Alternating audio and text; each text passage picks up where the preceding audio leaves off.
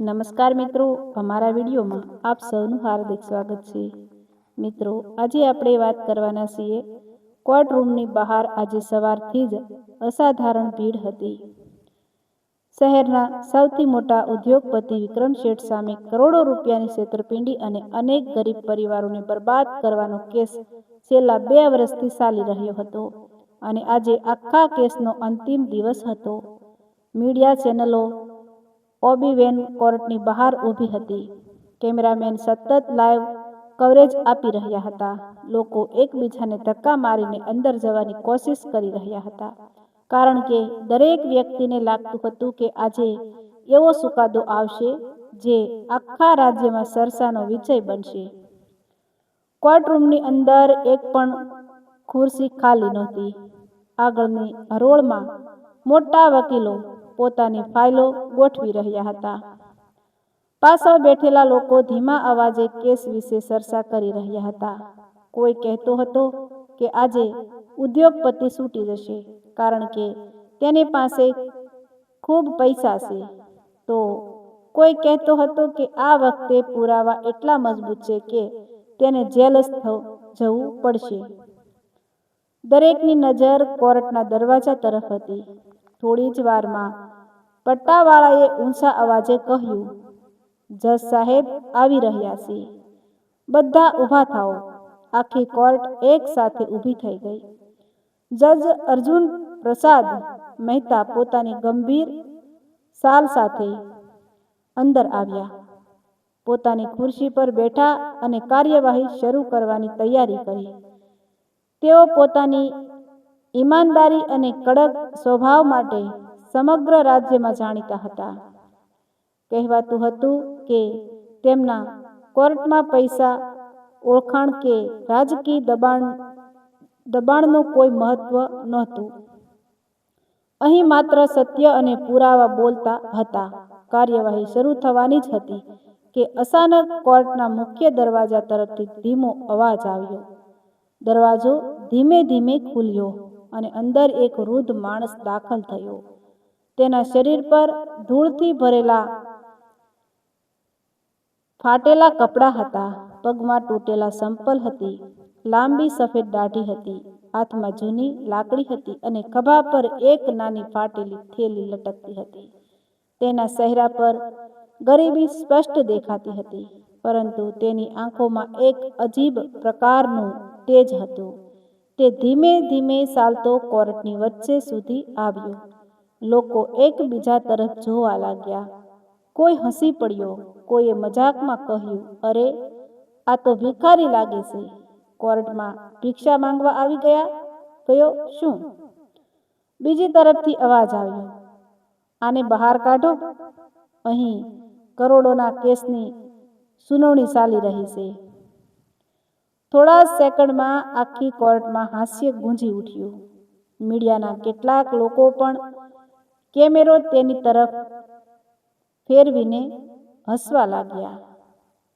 પોલીસનો એક જવાન તરત જ તેની પાસે ગયો અને ગુસ્સાથી બોલ્યો, ચાલ બહાર નીકળ. આ ભિક્ષા માંગવાની જગ્યા નથી. પરંતુ વૃદ્ધે કોઈ જવાબ આપ્યો નહીં. તેણે માત્ર શાંત નજરે આખી કોર્ટ તરફ જોયું અને પછી પોતાની નજર સીધી જજ સાહેબ તરફ કરી. એ જ નજરમાં કંઈક એવું હતું કે જાણે વર્ષો જૂની કોઈ ઓળખાણ જીવિત થઈ ગઈ હોય.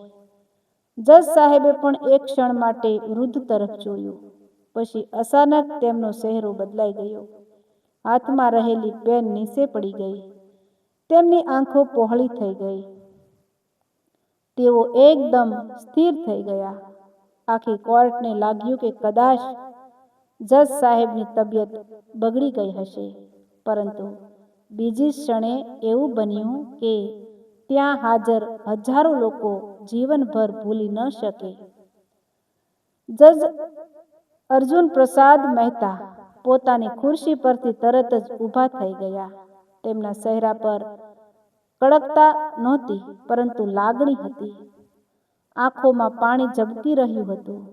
તેઓ કોઈ શબ્દ બોલ્યા વગર પોતાની ખુરશી છોડીને સીધા તે ભિખારી તરફ ચાલવા લાગ્યા. આખી કોર્ટમાં પીન પડ્યાનો અવાજ પણ સંભળાય એવો સન્નાટો છવાઈ ગયો. થોડા સમય પહેલા જે લોકો હસી રહ્યા હતા તેઓ હવે આશ્ચર્યથી એકબીજાના ચહેરા જોવા લાગ્યા. મીડિયાના કેમેરા હવે માત્ર એ દ્રશ્ય કેદ કરી રહ્યા હતા. પોલીસવાળો પણ ગભરાઈને એક બાજુ ખસી ગયો. જજ સાહેબ ધીમે ધીમે વૃદ્ધની સામે પહોંચ્યા. એક ક્ષણ માટે બંનેની નજર મળી. પછી અચાનક જજ સાહેબે પોતાના બંને હાથ જોડ્યા અને કંપતા અવાજે કહ્યું, ગુરુજી. આ એક શબ્દ સાંભળતા જ આખી કોર્ટમાં બેઠેલા દરેક માણસના શરીરમાં જાણે વીજળી દોડી ગઈ. કોઈને વિશ્વાસ જ ન આવ્યો કે રાજ્યના સૌથી કડક અને સૌથી માનનીય જજ એક ભિખારીને ગુરુજી કહીને સંબોધી રહ્યા હતા. પરંતુ હજુ તો સૌથી મોટો આંચકો બાકી હતો. જજ સાહેબ ધીમે ધીમે નીચે નમ્યા અને આખી કોર્ટની સામે તે વૃદ્ધ ભિખારીના પગને સ્પર્શ કરીને આશીર્વાદ લીધા. કોર્ટમાં બેઠેલા લોકોના મોઢામાંથી એક સાથે આશ્ચર્યનો અવાજ નીકળી ગયો. ઘણા લોકો તો પોતાની આંખો પર વિશ્વાસ કરી શકતા નહોતા. મીડિયાના રિપોર્ટર તરત જ એકબીજાને કહેવા લાગ્યા, આ કોણ છે? આ ભિખારી છે કે કોઈ મહાન વ્યક્તિ? આરોપી વિક્રમ શેઠ પણ આ દ્રશ્ય જોઈને હસમસી ગયો. તેણે જીવનમાં પહેલી વાર જજ સાહેબના ચહેરા પર આટલી લાગણી જોઈ હતી. વૃદ્ધે ધીમેથી જજ સાહેબના માથા પર હાથ ફેરવ્યો અને કહ્યું, બેટા, આજે પણ તું એ જ છે. ખુરશી મોટી થઈ ગઈ પણ સંસ્કાર નથી બદલ્યા. જજ સાહેબની આંખોમાંથી આંસુ ટપકી પડ્યા. તેમણે તરત જ પટ્ટાવાળાને કહ્યું, મારી ખુરશી પાસે એક ખુરશી મૂકો અને યાદ રાખજો, આજે મારા ગુરુજી અહીં મહેમાન નથી, મારા માટે ભગવાન સમાન છે.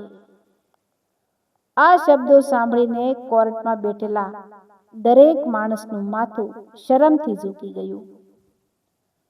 જે માણસને થોડા સમય પહેલા લોકો ભિખારી સમજીને હસી રહ્યા હતા એ જ માણસને આજે જજ સાહેબ ભગવાન સમાન કહી રહ્યા હતા.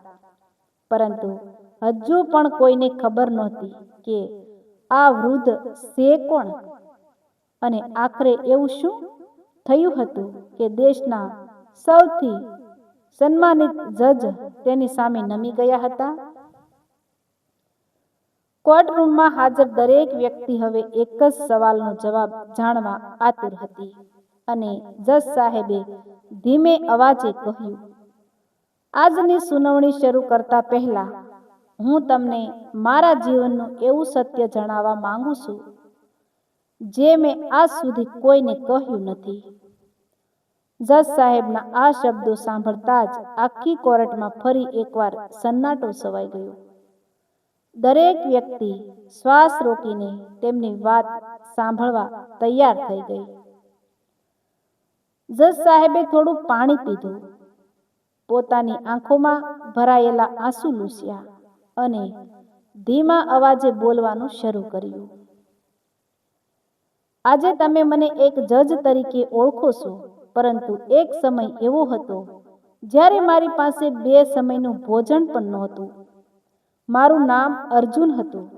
હું એક નાનકડા ગામમાં મારી માતા અને પિતા સાથે રહેતો હતો. મારા પિતા ખેતમજૂરી કરતા અને માતા ગામના લોકોના ઘરે વાસણ ધોઈને ઘર ચલાવતા. ગરીબી એવી હતી કે ઘણી વખત રાત્રે પાણી પીને સૂઈ જવું પડતું. છતાં મારા પિતા હંમેશા કહેતા, દીકરા, ગરીબ જન્મવું આપણા હાથમાં નથી, પરંતુ ગરીબ મરી જવું આપણા હાથમાં છે. હું ખૂબ મહેનતથી ભાગતો હતો. હું ખૂબ મહેનતથી ભણતો હતો. શાળાના દરેક શિક્ષક કહેતા કે આ છોકરો એક દિવસ મોટો અધિકારી બનશે, પરંતુ કિસ્મતે કદાચ કંઈક બીજું જ મંજૂર હતું. એક દિવસ મારા પિતાનું કામ કરતી વખતે અકસ્માતમાં મૃત્યુ થયું. આખું ઘર તૂટી પડ્યું. મારી માતા દિવસ રાત મહેનત કરવા લાગી, છતાં ઘરમાં અનાજ પૂરું પડતું નહોતું. શાળાની ફી ભરવાના પૈસા નહોતા. એક સવારે હું શાળાએ ગયો અને ત્યારે મુખ્ય શિક્ષકે બધાની સામે કહ્યું, અર્જુન, 3 મહિનાની ફી બાકી છે. આજે ફી નહીં ભરે તો આવતીકાલથી શાળામાં આવતો નહીં. હું હાથ જોડીને વિનંતી કરતો રહ્યો, પરંતુ નિયમ તો નિયમ હતો. હું માથું ઝુકાવીને શાળાની બહાર આવી ગયો. શાળાના મોટા વડના ઝાડ નીચે બેસીને હું બાળકની જેમ રડવા લાગ્યો. મને લાગ્યું કે હવે મારું ભણતર અહીં જ પૂરું થઈ ગયું. એ સમયે મારી સામે એક વૃદ્ધ માણસ આવીને ઊભા રહ્યા. તેમના કપડાં પણ સામાન્ય હતા, પરંતુ ચહેરા પર અદ્ભુત શાંતિ હતી. તેમણે મારી પાસે બેસીને પૂછ્યું, દીકરા, આંસુ કેમ? મેં બધું કહી દીધું. તેઓ થોડા સમય ચૂપ રહ્યા. પછી ખિસ્સામાંથી કપડામાં બાંધેલા થોડા પૈસા કાઢ્યા અને મારા હાથમાં મૂક્યા. મેં કહ્યું, બાપુ, હું પાછા આપી શકીશ નહીં. તેઓ હસીને બોલ્યા, મારે પૈસા પાછા નથી જોઈએ, મારે તારું ભવિષ્ય જોવું છે. તેમણે પોતે શાળામાં જઈને મારી ફી ભરી. એ દિવસ મારા જીવનનો સૌથી મોટો દિવસ હતો. પરંતુ વાત અહીં પૂરી થઈ નહીં. બીજા જ દિવસે તેઓ અમારા ઘેર આવ્યા. મારી માતા ખૂબ શરમાઈ ગઈ. તેણે કહ્યું, મારી પાસે તમને સા પણ પીવડાવવાના પૈસા નથી. વૃદ્ધે હસીને કહ્યું, બહેન, હું સા પીવા નથી આવ્યો, તમારા દીકરાને ભણાવવા આવ્યો છું. મારી માતાની આંખોમાંથી આંસુ વહી ગયા. તે દિવસથી દર મહિને તેઓ કોઈને કોઈ રીતે પૈસા લઈને આવતા. દરેક પુસ્તકો લાવતા, દરેક કપડાં લાવતા, તો ક્યારેક ચોખા અને ઘઉંની થેલી મૂકી જતા. અમે ક્યારેય પૂછ્યું નહીં કે તેઓ આ બધું ક્યાંથી લાવે છે. તેઓ હંમેશા એક જ વાત કહેતા, અર્જુનને ભણાવવા દો. એક દિવસ આ દીકરો ઘણા લોકોના જીવનમાં ન્યાય લાવશે. આખી કોર્ટ મંત્રમુગ્ધ થઈને સાંભળી રહી હતી. જજ સાહેબ આગળ બોલ્યા, સમય પસાર થતો ગયો. હું 10મા ધોરણમાં રાજ્યમાં પ્રથમ આવ્યો. આખું ગામ ખુશ હતું. પરંતુ તે દિવસે મેં પહેલી વાર મારા ગુરુજીને ખૂબ થાકેલા જોયા. તેમના હાથમાં મોટા મોટા ચાલા હતા. કપડાં પહેલા કરતાં વધુ ફાટેલા હતા. મેં પૂછ્યું, ગુરુજી, તમે આટલી મહેનત શું માટે કરો છો? તેઓ માત્ર એટલું જ બોલ્યા, દીકરા, તું ફક્ત ભણ, બાકી દુનિયાની ચિંતા મને કરવા દે. મને ખબર નહોતી કે તેઓ પોતાના પેટ પર પાટા બાંધીને મારી માટે પૈસા બચાવતા હતા. ઘણી વખત પોતે ભૂખ્યા રહેતા અને મને પુસ્તકો ખરીદી આપતા. એક દિવસ ગામના એક માણસે મને કહ્યું કે તારા ગુરુજી દિવસ દરમિયાન મજૂરી કરે છે અને રાત્રે મંદિરની બહાર સૂઈ જાય છે. હું આ સાંભળીને દોડી ગયો. ખરેખર તેઓ એક તૂટેલી ઝૂંપડીમાં રહેતા હતા. મેં રડીને કહ્યું, ગુરુજી, તમે મારા માટે આટલું બધું શા માટે કરો છો? તેમણે મારા માથા પર હાથ રાખીને કહ્યું, કારણ કે એક સમય એવો હતો જ્યારે હું પણ ભણવા માંગતો હતો, પરંતુ ગરીબીએ મને ભણવા દીધો નહીં. હું નથી ઈચ્છતો કે મારી જેમ કોઈ બીજા બાળકનું સ્વપ્ન તૂટી જાય. આ શબ્દો સાંભળીને હું તેમની છાતી સાથે ભેટી પડ્યો અને ખૂબ રડ્યો.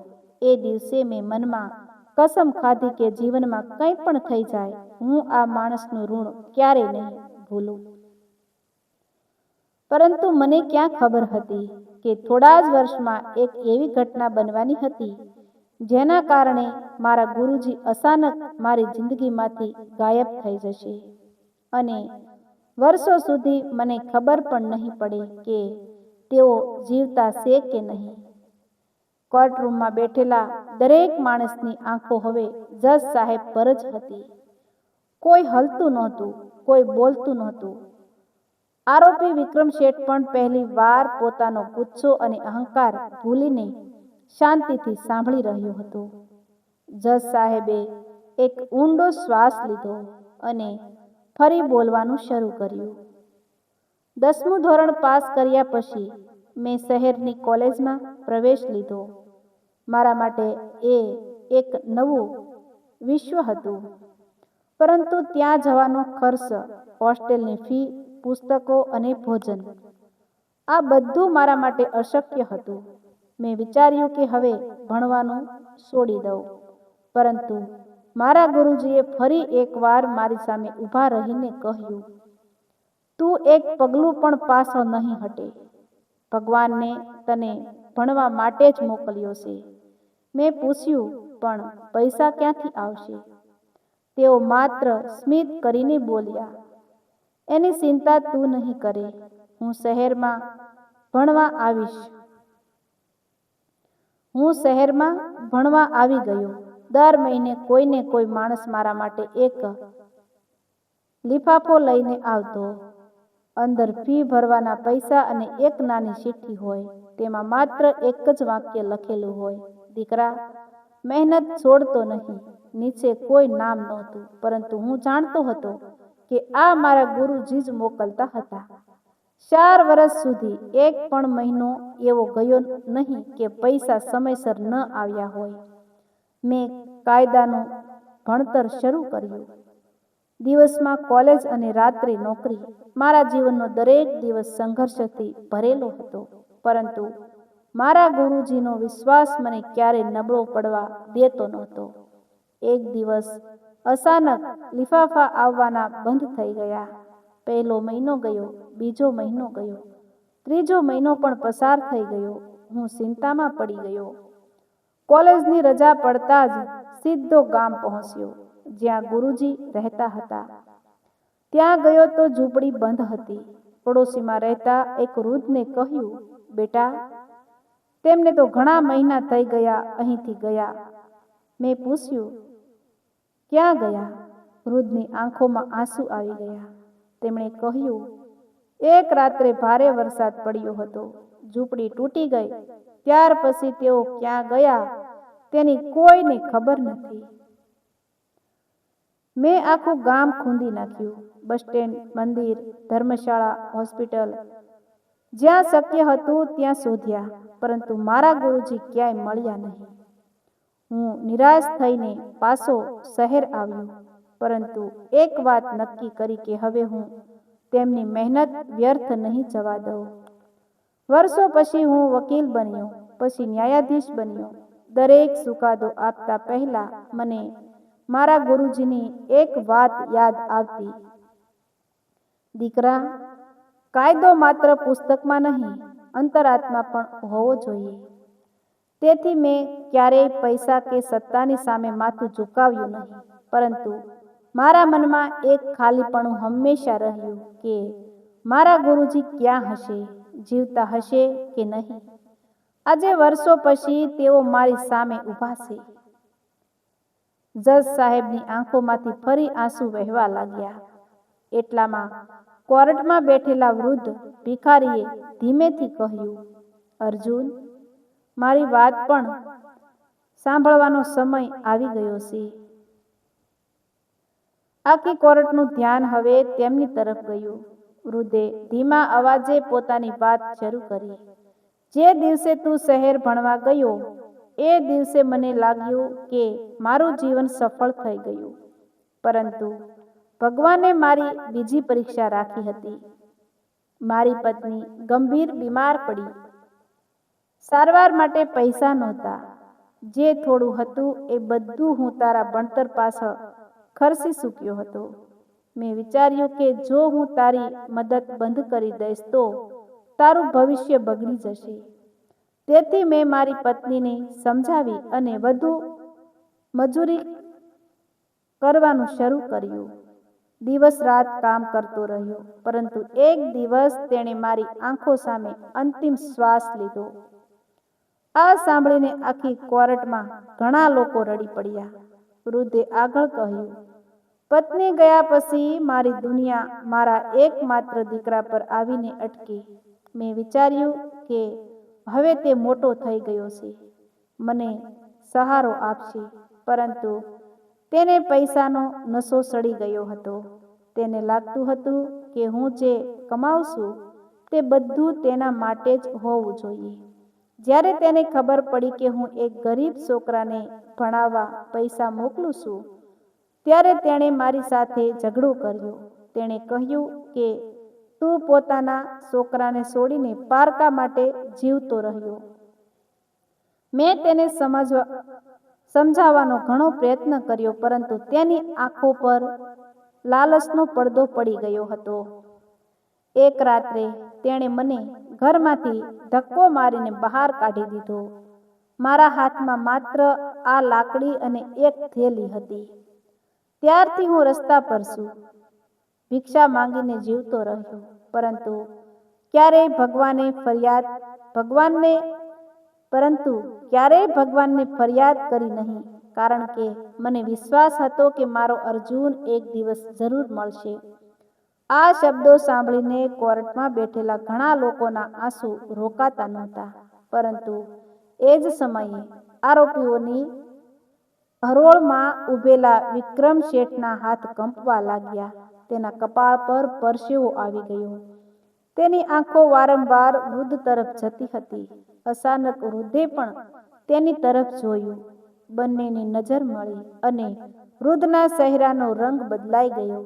તેમણે ધીમા અવાજે માત્ર એક જ શબ્દ બોલ્યો, વિજય. આ શબ્દ સાંભળતા જ આરોપી વિક્રમ શેઠનું આખું શરીર ધ્રુજી ઉઠ્યું. તેની આંખોમાંથી આંસુ નીકળી પડ્યા.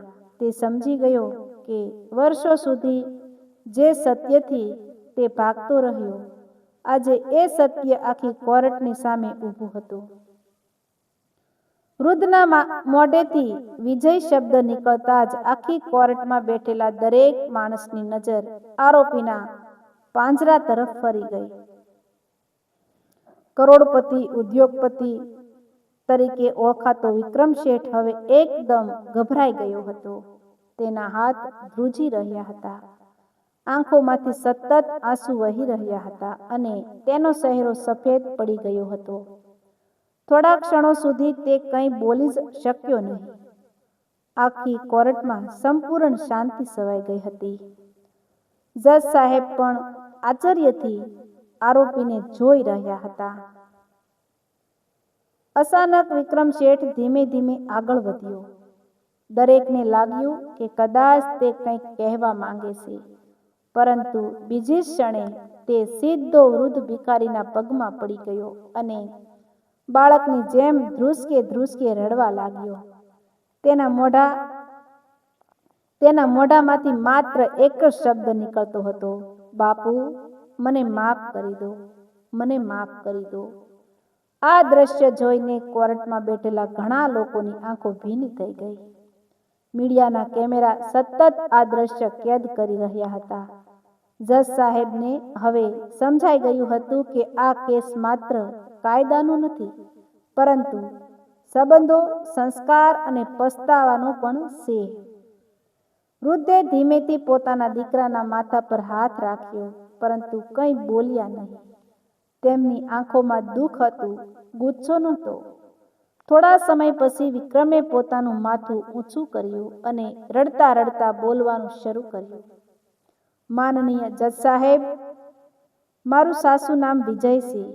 વિક્રમ શેઠ નામ મેં પૈસા કમાયા પછી રાખ્યું હતું. હું આ મહાન માણસનો કમનસીબી દીકરો છું.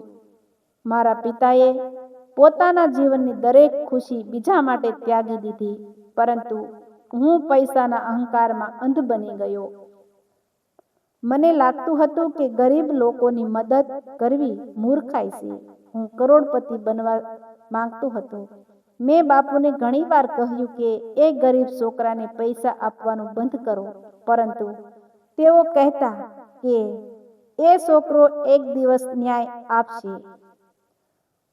મને ગુસ્સો આવતો.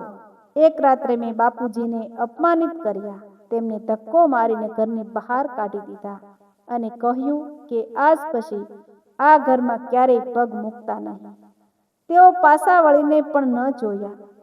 હું સમજી ગયો હતો કે હવે તેઓ ક્યારેય નહીં આવે. થોડા સમયમાં મેં ઘર વેચી દીધું, શહેરમાં આવ્યું અને ધંધો શરૂ કર્યો. શરૂઆતમાં સફળતા મળી, પૈસા વધતા ગયા અને સાથે અહંકાર પણ. મને લાગતું હતું કે પૈસા હોત તો દુનિયામાં બધું ખરીદી શકાય. પછી ધીમે ધીમે મેં ખોટા રસ્તા અપનાવ્યા. ગરીબ લોકોની જમીનો સસ્તામાં ખરીદી, ખોટા દસ્તાવેજો બનાવ્યા, ઘણા પરિવારોને છેતર્યા. મને ક્યારેય પસ્તાવો થયો નહીં, પરંતુ છેલ્લા 2 વર્ષથી આ કેસ ચાલતો હતો અને દરરોજ રાત્રે મને મારા બાપુનો ચહેરો દેખાતો હતો. હું તેમને શોધવા પણ નીકળ્યો હતો, પરંતુ તેઓ ક્યાંય મળ્યા નહીં. આજે ખબર પડી કે ભગવાનનો ન્યાય માણસના ન્યાય કરતાં ઘણો મોટો હોય છે. આખી કોર્ટમાં બેઠેલા લોકો શાંતિથી સાંભળી રહ્યા હતા. વિજય આગળ બોલ્યો, આજે હું કોર્ટમાં આરોપી તરીકે ઊભો છું અને મારા બાપુને ભિખારીના વેશમાં જોઈ રહ્યો છું. આથી મોટી સજા મારા માટે બીજી કોઈ હોઈ શકે નહીં. આ સાંભળીને વૃદ્ધ પહેલી વાર પોતાના દીકરાને પ્રેમથી જોયો અને ધીમેથી કહ્યું, દીકરા, ભૂલ કરનાર કરતાં પોતાની ભૂલ સ્વીકારનાર મોટો હોય છે. પરંતુ યાદ રાખજે, માફી માંગવાથી પહેલા જે ઘા આપ્યા છે તે ક્યારેય ભૂલાતા નથી. તું મને ઘરેથી કાઢ્યો ત્યારે મને દુઃખ નહોતું થયું. દુઃખ એ વાતનું થયું કે મારા દીકરાએ માનવતા ગુમાવી દીધી. આ શબ્દો સાંભળીને વિજય ફરી રડી પડ્યો. જજ સાહેબની આંખોમાં પણ આંસુ હતા. તેમણે કોર્ટમાં હાજર તમામ લોકોને કહ્યું, આજે આપણે માત્ર એક કેસ નથી જોઈ રહ્યા, આપણે જીવનનો સૌથી મોટો પાઠ જોઈ રહ્યા છીએ. જે પિતાએ પોતાના દીકરાને જન્મ આપ્યો અને એક પારકા બાળકને ભવિષ્ય આપ્યું, એ જ પિતાને પોતાના જ દીકરાએ રસ્તા પર મૂકી દીધા અને આજે એ પારકો બાળક ન્યાયાધીશ બનીને તેમની સામે ઊભો છે. કોર્ટ રૂમમાં બેઠેલા ઘણા વકીલો પણ પોતાની આંખો લૂછી રહ્યા હતા, પરંતુ હજુ સૌથી મોટો નિર્ણય બાકી હતો. કાયદો શું કહેશે? જજ સાહેબ શું સજા આપશે? અને શું આ પિતા પોતાના દીકરાને દિલથી માફ કરશે? આ પ્રશ્નોના જવાબ માટે આખી કોર્ટ આતુરતાથી જજ સાહેબ તરફ જોવા લાગી. આખી કોર્ટમાં એવી શાંતિ છવાઈ ગઈ હતી કે જાણે સમય પણ થંભી ગયો હોય. જજ સાહેબે પોતાની સામે પડેલી ફાઇલ બંધ કરી દીધી. તેમણે થોડા ક્ષણો માટે આંખો બંધ કરી અને પછી ધીમા પરંતુ મજબૂત અવાજમાં બોલવાનું શરૂ કર્યું. આજે મારી સામે 2 જવાબદારીઓ છે. એક ન્યાયાધીશ તરીકે કાયદાનું પાલન કરવાની અને બીજી એક શિષ્ય તરીકે પોતાના ગુરુનો આદર જાળવવાની. પરંતુ હું સૌ પ્રથમ કાયદાનો સેવક છું, તેથી મારો નિર્ણય માત્ર પુરાવાના આધારે જ હશે. આખી કોર્ટ શ્વાસ રોકીને સાંભળી રહી હતી. જજ સાહેબે આગળ કહ્યું, કોર્ટ સમક્ષ રજૂ થયેલા તમામ પુરાવા, સાક્ષીઓ અને દસ્તાવેજોના આધારે એ સાબિત થાય છે કે આરોપી વિક્રમ શેઠ ઉર્ફે વિજયે અનેક ગરીબ પરિવારો સાથે છેતરપિંડી કરી છે, ખોટા દસ્તાવેજો તૈયાર કર્યા છે અને પોતાના સ્વાર્થ માટે કાયદાનો દુરુપયોગ કર્યો છે. તેથી આ કોર્ટ તેમને દોષિત જાહેર કરે છે. આ શબ્દો સાંભળતા જ કોર્ટરૂમમાં બેઠેલા લોકો ગંભીર થઈ ગયા. વિજયે માથું ઝુકાવી દીધું. જજ સાહેબ આગળ બોલ્યા, કાયદા મુજબ આરોપીને 7 વર્ષની સખત કેદ અને આર્થિક દંડની સજા ફટકારવામાં આવે છે. સાથે જ ગરીબ લોકો પાસેથી ગેરકાયદેસર રીતે મેળવેલી તમામ સંપત્તિ સરકાર જપ્ત કરીને તેમના સાચા માલિકોને પરત આપશે. જજ સાહેબે હથોડો વગાડ્યો. ચુકાદો પૂર્ણ થયો, પરંતુ કોઈ ઊભું થયું નહીં. દરેકને લાગતું હતું કે હજુ કંઈક બાકી છે. વિજય ધીમે ધીમે પોતાના પિતાની સામે આવ્યો. તેની આંખોમાં અફસોસ હતો, અહંકારનો એક કણ પણ નહોતો. તે ફરીથી પિતાના પગમાં પડી ગયો અને રડતા રડતા બોલ્યો, બાપુ, મને સજા મળી ગઈ, પરંતુ મારી સૌથી મોટી સજા તો એ છે કે મેં તમારા જેવા પિતાનું દિલ તોડ્યું. જો શક્ય હોય તો મને એકવાર દીકરો કહીને બોલાવી દો. બસ એટલું જ મારા માટે પૂરતું છે. વૃદ્ધ પિતાની આંખોમાંથી આંસુ વહી રહ્યા હતા. તેમણે ધીમેથી પોતાના દીકરાને ઊભો કર્યો. કોર્ટમાં હાજર દરેક વ્યક્તિ શ્વાસ રોકીને આ દ્રશ્ય જોઈ રહ્યા હતી. વૃદ્ધે કંપતા અવાજમાં કહ્યું, વિજય, વિજય, હું તને વર્ષો પહેલા જ માફ કરી ચૂક્યો હતો, કારણ કે પિતા પોતાના દીકરાને નફરત કરી જ શકતો નથી. પરંતુ યાદ રાખજે, જીવનમાં કમાયેલા પૈસા કરતાં કમાયેલો વિશ્વાસ ઘણો મોટો હોય છે.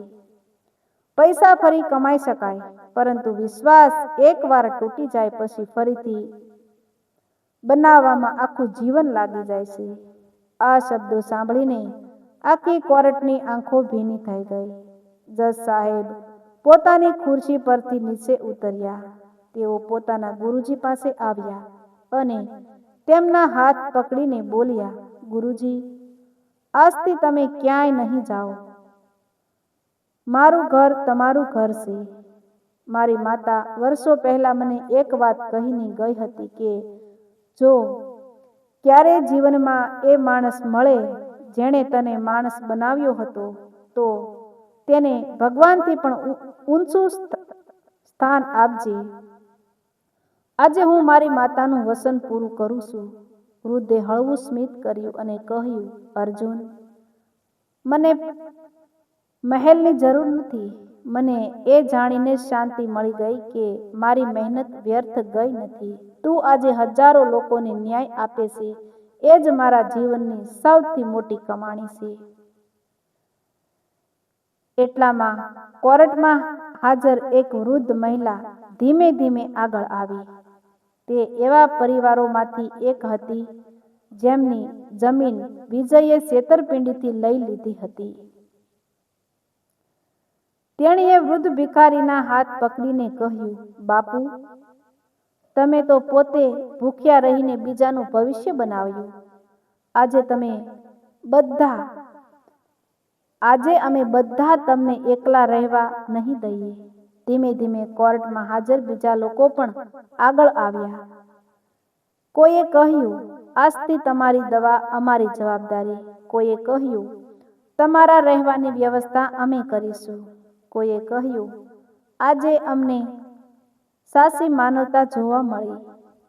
વૃદ્ધે બધાને રોક્યા અને સ્મિત સાથે કહ્યું, મારે કોઈ મદદ નથી જોઈએ. જો ખરેખર મારી ઇજ્જત કરવી હોય તો જીવનમાં ક્યારેય કોઈ ગરીબ, લાચાર કે ભિખારીનું અપમાન કરશો નહીં. કારણ કે ફાટેલા કપડાં માણસનું ચરિત્ર નથી બતાવતા. ઘણીવાર સૌથી અમીર આત્મા સૌથી ગરીબ દેખાતા શરીરમાં વસતી હોય છે. આ શબ્દો સાંભળીને આખી કોર્ટ એક સાથે ઊભી થઈ ગઈ. કોઈએ કહ્યું નહીં, કોઈએ તાળી પાડવાનું શરૂ કર્યું નહીં, પરંતુ થોડા જ પળોમાં સમગ્ર કોર્ટ તાળીઓના ગડગડાટથી ગુંજી ઉઠી. ઘણા લોકો રડી રહ્યા હતા. મીડિયાના કેમેરા સામે ઊભેલા રિપોર્ટર્સ પણ પોતાની આંખોના આંસુ છુપાવીને શકતા નહોતા. વૃદ્ધ ભિખારી ધીમે ધીમે કોર્ટના દરવાજા તરફ ચાલવા લાગ્યા. જજ સાહેબ તેમની બાજુમાં ચાલતા હતા. બહાર નીકળતા પહેલા વૃદ્ધ એક ક્ષણ માટે પાછળ વળ્યા, આખી કોર્ટ તરફ જોયું અને માત્ર એટલું જ બોલ્યા, જીવનમાં કોઈ માણસને તેના કપડાં, પૈસા કે હાલતથી ક્યારેય ન માપશો, કારણ કે સમયને એક ક્ષણ પણ લાગતી નથી રાજાને ભિખારી અને ભિખારીને ભગવાન બનાવવામાં.